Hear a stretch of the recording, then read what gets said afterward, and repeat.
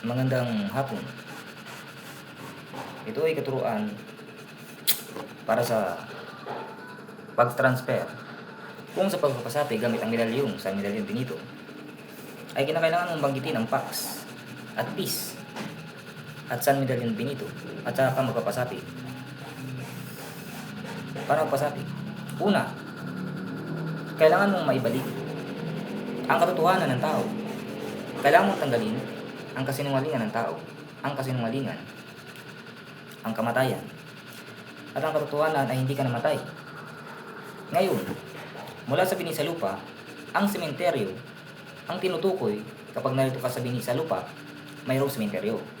Ngayon, kapag tao ka, ito ay ibang bahagi lamang, ang tinutukoy ay poke sa babae.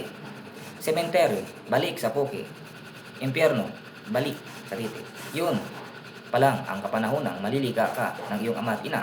At yun palang ang proseso ng papasapi. At yun ay pasasapi ng iyong sariling panahon. Ipinako. Doon sa panahon ng nagkaroon ng pagdurugtong ang titi at puki ng magulang. Ipinako. Pangalawa, sa pagdurugtong sa pinag-isang sperm cell at egg cell, yun ang ipinako. Pantatlo, tatlong prosipyo na ipinako. Doon sa kapanahon ng nabigyan ka na ng kompletong uniforme at katibayang birth certificate, ipinako yun. Ngayon, ang pinakahuli, ang siyang pagdating mo na sa iyong tahanan, nakaulugan ng ultimatum na pamamahinga mo na. Hanggang sa ikaw na ay dumating sa hustong gulang, na ikaw ay tumayo na sa sarili mong mga paa.